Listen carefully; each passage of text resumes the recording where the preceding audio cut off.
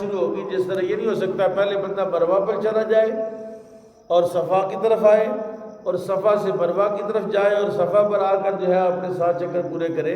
کہانی ایسا نہیں ہوگا، بلکہ اسی طرح شروع کریں گے جس طرح اللہ تعالیٰ نے اس کو آغاز کیا ہے. یہاں ایک اور بات بیان کی گئی ہے محبت خدا کی. اللہ تعالیٰ کی محبت کا بیان ہوا کہ جو مومن ہے وہ اللہ سے محبت کرتا ہے. والذین آمنوا اشد حبا للہ. اور بات ہوئی ان کافروں کی کہ جو اپنے بتوں سے اس طرح محبت کرتے تھے کہ جس طرح وہ اللہ سے محبت ہونی چاہیے. اب بتوں کی محبت ان کے جو عابد ہیں ان کی عبادت کرنے والے وہ اس کو اتنا وہ پکے تھے کہ جیسے اللہ سے محبت ہے. اللہ کہتا ہے والذین آمنوا اشد حبا للہ. ایمان والے وہ ہیں جو اللہ سے محبت کرتے ہیں. اور اللہ سے محبت کی علامت کیا ہے؟ اللہ سے محبت کی علامت اللہ کے احکامات کی پیروی کرنا، اللہ کے احکامات کو ماننا.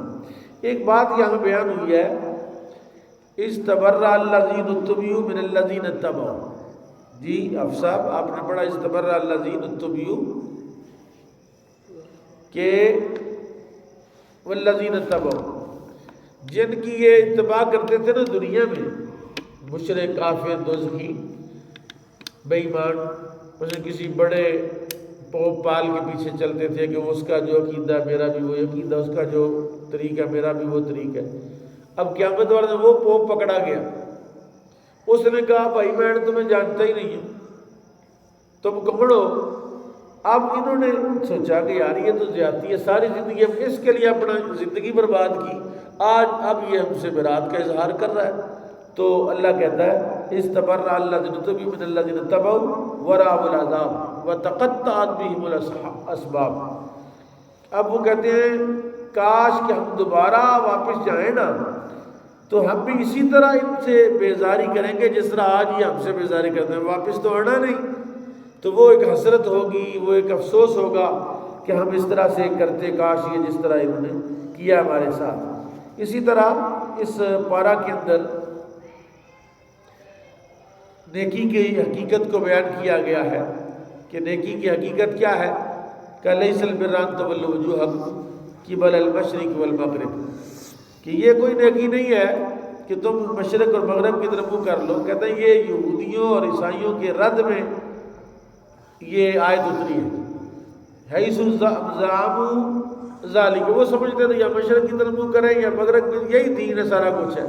اللہ نے کہا یہ دین نہیں ہے، یہ نیکی نہیں ہے. ولکن البر، نیکی تو یہ ہے کہ جو ایمان لائے اللہ پر، آخرت کے دن پر، فرشتوں پر، کتابوں پر، نبیوں پر، اور اپنا مال اپنے رشتہ دار غریبوں میں تقسیم کرے، یتیموں میں، مسکینوں میں بانٹے، اور سائلین پر بانٹے، اور فی الرقاب، اور مکاتب جو ہیں وہ غلام کہ جس کا آقا اس کو کہے مجھے 1,00,000 روپے دے دو تو میں تمہیں آزاد کر دوں گا، تو وہ مکاتب ہے، اس کی گردن آزاد کرنے میں جو پیسہ خرچ کیا. اقام الصلاۃ وآت الزکوٰۃ، نماز قائم کرے اور زکوٰۃ، یہ اصل چیزیں بیان کی. والموفون بعہدہم اذا عاہدوا، اور جب کوئی وعدہ کیا جائے تو اس وعدے کو پورا کیا جائے.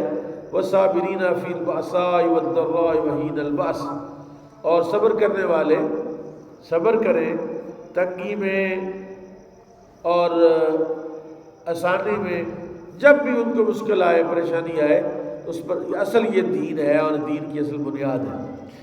آگے یہاں وصیت کا بیان ہے کہ ابتدائی اسلام میں جب شریعت میں احکام وراثت کے نازل نہیں ہوئے تھے تب وصیت کرنا لازم تھا، فرض تھا. تو اللہ تعالیٰ نے ارشاد فرمایا اذا حضر احدکم الموت ان ترک خیرا، اگر وہ مال چھوڑے، خیر سے مراد قرآن پاک میں نیکی بھی لیا گیا اور خیر سے مراد قرآن پاک میں مال بھی ہے. جیسے کہ یہاں ہے ان ترک خیرا الوصیۃ للوالدین والاقربین، تو وہ وصیت لکھے. یعنی وصیت لکھنا فرض تھا. یہاں تک کہ اگر کوئی بندہ بغیر وصیت لکھے مر جائے تو وہ گنہگار ٹھہرتا تھا کہ بھئی وصیت کیوں نہیں لے کے آیا. اور فمن بدلہ بعد ما سمعہ، یہاں ایک واقعے کا بیان ہے کہ کوئی بندہ تاجر تھا تو وہ تجارت پر گیا تو رستے میں اس کو آخری وقت اس کا آ گیا. اب اس نے ایک وصیت لکھی اپنے مال کے بارے میں، اپنے خاندان کے بارے میں کہ یہ اتنے فلاں چیز فلاں کو دی جائے، فلاں کو دی جائے، اور ساتھ اس نے یہ کیا کہ اپنے مال کی تفصیل جو تھی، جو اس کی تجارت میں تھا، اس کی تفصیل بھی اس نے لکھ دی، اور تفصیل لکھ کر اس نے اپنے مال تجارت میں کسی برتن میں ڈال دی، اور ان کو جو وصیت تھی وہ دے دی۔ جب وصیت دی تو انہوں نے وصیت لکھی، انہوں نے کہا اس کے رشتہ داروں نے کوئی مال تو دیکھا نہیں نا سارا، اس میں سے کچھ مال انہوں نے دائیں بائیں خرد برد کر لیا۔ اب جب رسول اللہ کی خدمت میں وہ گیا، وہ سامان اس کا واپس کیا اور وہ وصیت کے بارے میں بتایا، تو انہوں نے گھر والوں نے جب سامان کھولا نا تو سامان کے اندر سے ایک لسٹ اتنی آئی کہ اس مال تجارت میں یہ کچھ تھا۔ وہ رسول اللہ کی خدمت میں لے کر گئے کہ یہ مال ہے اور یہ یہاں سے غائب ہے، تو اللہ تعالیٰ نے اس کے بارے میں یہاں بیان فرمایا کہ وَالَّذِي يُبَدِّلُونَهُ ان اللہ سمیع علیم، جو اس کو بدلتے ہیں اللہ اس کو جانتا ہے، سنتا بھی ہے اور جانتا بھی۔ فَمَنْ خَافَ مِنْ مُوسٍ جَنَفًا أَوْ إِثْمًا، جس کو خوف ہو کہ میں جس کو وصیت دے کے جا رہا ہوں یہ یا تو حق سے پھر جائے گا یا گناہ کرے گا، فاصلہ بینہم، تو ان کے درمیان اصلاح کر دی جائے، موسی اور موسیٰ کے درمیان، وصیت کرنے والا اور جس کے لیے وصیت کی ہے اس کی اصلاح کی جائے، فلا اسم علیہ، اس میں کوئی گناہ نہیں۔ آگے ماہ رمضان کی روزوں کی فرضیت کا بیان ہوا، بڑی تفصیل کے ساتھ اس کے احکام بیان ہوئے، اور یہ بتایا گیا کہ جو روزہ ہے تم پر فرض کیا ہے اور تم سے پہلے لوگوں پر بھی روزے کو فرض کیا گیا تھا۔ اسی طرح جو روزہ تھا ابتدا اسلام میں وہ 24 گھنٹے کا تھا۔ کتنے گھنٹے کا؟ 24، یعنی صبح سے لے کر، یعنی روزے کا آغاز ہوتا تھا نماز مغرب سے، افطار کے وقت جو کھا لیا، کھانے کے بعد سونے سے پہلے کھا لیا، جو سونے کے بعد کچھ نہیں کھا سکتے، روزہ سٹارٹ ہو جاتا تھا۔ اور حضرت ابراہیم، حضرت سید فاروق اعظم رضی اللہ تعالیٰ عنہ کی وجہ سے پھر یہ چھوٹ مل گئی، رات کو رخصت ہو گئی کہ رات کا روزہ معاف ہو گیا۔ ابتدا میں روزہ جو ہے وہ کتنے گھنٹے کا تھا؟ 24 کہہ سکتے ہیں، یا 22 یا 21 گھنٹے کا روزہ تھا، 2 گھنٹے کی چھوٹ تھی، کھا لے پی لے، اور منع کیا گیا تھا کہ اپنی بیویوں کے قریب نہیں جانا۔ تو اللہ تعالیٰ نے اس طرح ہوا کہ جناب فاروق اعظم رضی اللہ تعالیٰ عنہ سے یہ غلطی ہو گئی اور اپنی بیوی کے پاس چلے گئے، تو اللہ تعالیٰ نے پھر ان کی اس عمل کی وجہ سے حکم ہی بدل دیا کہ روزے کا آغاز ہوگا صبح صادق سے لے کر غروب آفتاب تک روزہ جو ہے وہ ہوگا۔ اس کے بعد حج کے احکام بیان کیے گئے، حج کے مسائل بیان کیے گئے، احرام کے مسائل بیان کیے گئے، اور حج کے مواقع پر جو بھی معاملات ہیں ان کا ذکر ہوا۔ پہلے زمانے جاہلیت میں یہ تھا کہ کوئی بندہ جب حج کر کے واپس آتا تھا تو اپنے گھر کے دروازے سے اندر داخل نہیں ہوتا تھا، بلکہ گھر کے پچھواڑے سے دیوار پھلانگ کے جو ہے وہ گھر میں آتا تھا۔ اللہ تعالیٰ نے اس کا رد کیا کہ یہ جو لیس البر بان تأتوا البیوت من ظہورها، جو اپنے گھروں کی دیواریں پھلانگ کر تم آتی ہے، کوئی نیکی نہیں ہے۔ ولکن البر من اتقى، اصل نیکی تو تقویٰ ہے۔ وآتوا البیوت من ابوابها، اپنے دروازوں سے داخل ہوا کرو۔ واتقوا اللہ لعلکم تفلحون۔ آگے جا کے روزے کے حوالے سے بیان ہوا کہ روزہ کی جو کھانے پینے کا تذکرہ ہے کہ وہ کب تک کھانا چاہیے۔ اللہ نے فرمایا کلوا واشربوا حتی یتبین لکم الخیط الابیض من الخیط الاسود من الفجر، جب سفید دھاگا سیاہ دھاگے سے ممتاز نہ ہو جائے تب تک کھاؤ۔ یہ منسوخ نہیں ہے، یہ آج بھی قائم ہے۔ اب آبزرویٹری بن گیا اور پورا نظام جو ہے 24 گھنٹے کا سائنس نے ہمیں کھول کے بیان کر دیا، ورنہ پہلے تو ککی کیڑی اور کالی کیڑی میں فرق کے چکر میں لوگ دیر تک کھاتے رہتے تھے۔ تو اب اللہ تعالیٰ نے جو اب ہے اس کو علماء نے شریعت کے مطابق سمجھ کر اس کے نفاذ کو حکم دیا اور ان چیزوں کو بیان کر دیا اور وضاحت کر دی۔ یہاں ایک واقعے کا ذکر ہے کہ جب لوگ حج کرنے کے لیے جاتے تھے اور حج سے واپس آتے تھے، یعنی میدان عرفات سے جب واپس آتے تھے مزدلفہ کے رستے میں ایک پہاڑی ہے، اور اس پہاڑی پر کھڑے ہو کر یہ جو زمانہ جاہلیت کے کافر ہیں اس کو مشعر حرام کہتے ہیں، اس پہاڑی کو، اس کے اوپر کھڑے ہو کر تو اپنے آبا و اجداد کی بہادری کے قصے بیان کرتے، میرا ابا ایسے تھا، میرا دادا ایسے تھا، میرے دادے ایک دفعہ سخاوت کی اور یوں کیا، اور میرے باپ نے، میرے دادے نے، میرے پردادے نے یہ کچھ کیا۔ تو وہ جو مشعر حرام کے پاس اپنے آبا و اجداد کا ذکر کرتے تھے، اللہ تعالیٰ نے اہل اسلام کو حکم دیا کہ فاذکروا اللہ عند المشعر الحرام، مشعر حرام کے پاس کھڑے ہو کے اللہ کا ذکر کیا کرو، وَاذْكُرُوا كَمَا هَدَاكُمْ، اور کس طرح ذکر کیا کرو جیسے یہ اپنے آباء و اجداد کا ذکر کیا کرتے تھے۔ اب مشعر جو حج کرنے جاتے ہیں وہ اس مشعر حرام ایک چھوٹی سی پہاڑی ہے مسجد نمرہ کے بالکل بالمقابل قبلے کی جانب، تو وہاں کھڑے ہو کر زور زور سے اللہ اکبر لا الہ الا اللہ اللہ اکبر اللہ اکبر وللہ، زور زور سے لوگ اللہ کا ذکر کرتے ہیں، اس کا اللہ نے حکم دیا قرآن پاک میں۔ اسی طرح طلاق کے مسائل جتنی تفصیل سے سورہ بقرہ کے اس دوسرے پارے میں اللہ نے بیان کیے ہیں، اتنے تفصیل سے طلاق کے حکم کہیں اور نہیں بیان کیے، بالکل کھول کھول کے ہر چیز کو بیان کر دیا ہے۔ اور یہاں طلاق کی دو قسمیں بیان کی ہیں، ایک ہے طلاق کی قسم جس کو قسم کھا کر بندہ اپنی بیوی کے قریب نہ جائے، اور فَإِنْ عَزَمُوا الطَّلَاقَ فَإِنَّ اللَّهَ سَمِيعٌ عَلِيمٌ، وہ یہ تھا کہ کوئی بندہ اپنی بیوی سے کہہ دے کہ میں تیرے ساتھ کلام نہیں کروں گا اور تیرے قریب نہیں آؤں گا، اور اس میں 4 ماہ گزر جائیں، کتنے ماہ، اور وہ واقعی اس کے قریب نہ جائے تو وہ بیوی اس کے لیے حرام ہو جاتی ہے۔ اللہ کہتا ہے لا یؤاخذکم اللہ باللغو فی ایمانکم ولکن یؤاخذکم بما کسبت قلوبکم واللہ غفور رحیم۔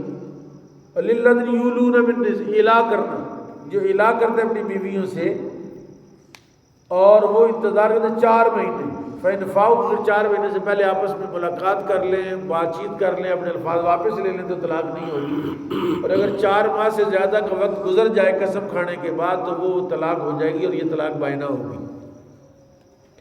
اس کے بعد طلاق رجعی کو بیان کیا، والمطلقات یتربصن بانفسہن ثلاثۃ قروء، کہ جس بیوی کو طلاق ہو جائے وہ 3 قروء اپنے آپ کو، یعنی اس کی عدت کو بیان کیا گیا کہ 3 ماہواری اور مینسز جو ہے اپنے آپ کو روکے رکھے، اور جب یہ وقت گزر جائے تو پھر آگے جس کے ساتھ چاہے وہ نکاح کر سکتی ہے، اور بہت سارے احکام اس کے اندر بیان ہوئے۔ اور یہاں مدت رضاعت کا بیان ہوا کہ مدت رضاعت 2 سال، حولین کاملین، 2 سال جو ہے وہ مدت بیان کی گئی ہے بچے کو دودھ پلانے کی۔ اور اگر کوئی بندہ اپنی بیوی کو طلاق دے دے اور وہ بیوی اس کے بچے کو جنم دے طلاق کے بعد، اب اس بیوی پر لازم نہیں ہے کہ اپنے اس شوہر کے بچے کو دودھ پلائے۔ اب اگر وہ اس بچے کو دودھ پلاتی ہے تو وہ اس پر اس کا معاوضہ دے گا، اس کا خرچ دے گا۔ اور اللہ فرمایا لمن اراد یتم الرضاعہ وعلی المولود لہ رزقہن وکسوتہن بالمعروف، کہ جس کا بچہ ہے اس پر لازم ہے کہ دودھ پلانے والی کو پیسے بھی دے، کپڑے بھی دے معروف طریقے سے۔ اور لا تکلف نفسا الا وسعها، قاری صاحب یہ جو لفظ اس طرح پڑھ، لا تکلف اللہ نفسا الا وسعها، آپ نے گڑبڑ کی تھی، اس کو آپ کو صحیح کرنا چاہیے۔ لا تضار والدۃ بولدها، کسی بیٹے کی وجہ سے باپ کو نقصان نہیں پہنچایا۔ وہ دودھ پلانے والی بی بی کے عصمت مجھے طلاق دے دی ہے، لہذا اس کے بچے کو دودھ نہ پلائے، اس کو مارے، اس کے ساتھ زیادتی کرے، تو اللہ کہتا ہے کسی بیٹے کی وجہ سے باپ کو اذیت نہیں دی جائے گی۔ یہاں ایک اور عدت، 4 قسم کی عدت ہے، طلاق کی 3 کی عدتیں ہیں، اور ایک عدت ہے بیوہ کی۔ بیوہ کی عدت کا ذکر ہوا کہ بیوہ عورت جو ہے جس کا شوہر فوت ہو جائے، وہ 90 سال کی ہو، 70 سال کی ہو، یا 40 سال کی، یا 16-17 سال کی، سب کی عدت برابر ہے۔ اللہ کہتا ہے والذین یتوفون منکم ویذرون ازواجا یتربصن بانفسہن 4 اشہر وعشرا، وہ 4 مہینے 10 دن اپنے آپ کو روک کے رکھے، اور دوسرے پارے کے آخر میں جو سب سے شہرا آفاق ایک مسئلہ بیان ہوا وہ ہے جالوت اور طالوت کا۔ حضرت طالوت علیہ السلام وہ تھے کہ جن کو حضرت یوشع بن نون نے اپنا نائب مقرر کیا اور اپنی قوم پر حکمران مقرر کیا۔ قوم نے کہا یہ بندہ تو کنگڑا ہے، بھوکا ہے، اس کو آپ ہمارے اوپر حکمران بنا رہے ہیں تو آپ اس کو ہمارے اوپر حکمران نہ بنائیں۔ اللہ نے کہا، اس کے نبی نے کہا کہ زادہ بسطۃ فی العلم والجسم، وہ قد کے ذرا بڑے تھے اور صحت مند تھے، انہوں نے کہا یہ جو میرا نائب ہے اس کا جسم بھی تکڑا ہے، مالدار یعنی تکڑا ہے، صحت مند ہے، اور علم بھی اس کے پاس بہت زیادہ ہے۔ زادہ بسطۃ فی العلم والجسم، اس کا جسم بھی زیادہ ہے اور اس کا، انہوں نے کہا یہ کیا بات ہے، ہم بڑے بڑے علماء لے آتے ہیں اور وہ اس کے مقابلے میں علم بھی زیادہ رکھتے، ان کو حاکم بنا دے، پہلوانوں کو لے آتے ان کو حاکم بنا دے۔ پھر ان کے نبی نے کہا کہ اس کی بادشاہی کی ایک علامت ہے کہ آسمان سے تابوت سکینہ نازل ہوگا اور وہ طالوت کی خدمت میں چلا جائے گا، اور اس تابوت میں کیا ہے، بقیت آل موسیٰ و آل ہارون، آل موسیٰ و آل ہارون نہیں ہے، آل موسیٰ بھائی جان، آل موسیٰ و آل موسیٰ و آل ہارون، آل کے اوپر پیش ہے، زبر نہیں ہے، آل موسیٰ و آل ہارون، آل موسیٰ اور آل ہارون کی باقیات، یعنی حضرت موسیٰ علیہ السلام کی اور حضرت ہارون کے جوڑے تو جوتیاں تھیں، اور ان کا جبہ تھا، اور ان کا امامہ تھا، ان کا عصا تھا اس تابوت کے اندر، اور وہ تابوت فرشتے اٹھا کے لائے تھے اور انہوں نے لا کے حضرت طالوت کے پاس رکھ دیا۔ جب طالوت کے پاس رکھ دیا، قوم کو پتہ چل گیا کہ بھئی یہ بندہ ہمارا حکمران ہے۔ اب ایک اور ابتلا آئی اور بڑی خطرناک ابتلا ہے۔ قوم جالوت کے پاس، یہ جو جالوت ہے اتنا بڑا تھا کہ اتنا بڑا اس کا قد تھا کہ اس کے قریب کوئی بندہ آتا نہیں تھا، یعنی 90 فٹ سے بھی زیادہ اس کا قد تھا، 90 فٹ۔ اور مرا کیسے؟ مرا اس طرح کہ طالوت نے ایک پتھر پھینکا اور وہ اس کو لگا، اس نے ایک پہاڑ کی چوٹی کا پتھر اٹھایا اور وہ ان پر پھینکنے لگا مسلمانوں کو۔ اب اس چوٹی کے اوپر جو بڑی چٹان تھی وہ اس نے اکیلے اٹھا لی، اس طرح پکڑا، ایسے اٹھا لی۔ اب اس چوٹی کے اس بڑے سے پتھر میں ایک سوراخ تھا بیچ میں درمیان میں، اور جب اس نے پتھر ایسے اٹھایا نا اوپر تو اس کے ہاتھ سے چھوٹ کے تو اس کی گردن اس سوراخ کے اندر پھنس گئی۔ اب وہ ایسی پھنسی کہ وہ اسی کے ساتھ وہ ہلاک ہو گیا، اس کو اللہ نے ہلاک کیا۔ اب اس کے اور ان کے درمیان ایک نہر پڑتی تھی، تو جو مسلمان گئے جنگ کرنے کے لیے، طالوت نے کہا خبردار اس نہر سے تم نے پانی نہیں پینا، اور اس پر مستضاد یہ کہ ان کو شدت کی پیاس تھی اور پیاس سے یہ مر رہے تھے۔ تو انہوں نے کہا کہ فمن شرب منہ فلیس منی، ان اللہ مبتلیکم بنہر، اللہ تم کو آزمائے گا نہر کے ساتھ، فمن شرب منہ فلیس منی، جس نے اس میں سے پیا وہ ہم میں سے نہیں ہے، ومن لم یطعمہ فإنہ، جس نے اس میں سے نہیں پیا وہ ہم میں سے ہے، الا من اغترف غرفۃ بیدہ، ہاں اتنا جائز تھا کہ ایک چلو بھر کے آپ منہ میں ڈال لیں کہ اتنی زیادہ پیاس ہے، پانی کے اندر سے گزر رہے ہیں، منہ بھی خشک ہے، ایک چلو آپ لے لیں تو آپ اس کو وہ معافی ہو جائے گی۔ اور پھر کیا کیا؟ فرمایا فشربوا منہ الا قلیلا منہ، بہت سارے لوگوں نے پی لیا، تھوڑے بندے رہ گئے جنہوں نے نہیں پیا، اور پھر وہ جنہوں نے پی لیا وہ وہیں رہ گئے، وہ آگے جنگ کے لیے نہیں جا سکے۔ تو یہ دوسرا پارہ ہے، اس کے چند مضامین ہیں، ویسے تو اس میں ایسے مضامین ہیں کہ میں نے آج مطالعہ کیا، کچھ حدیث ناولہ پانی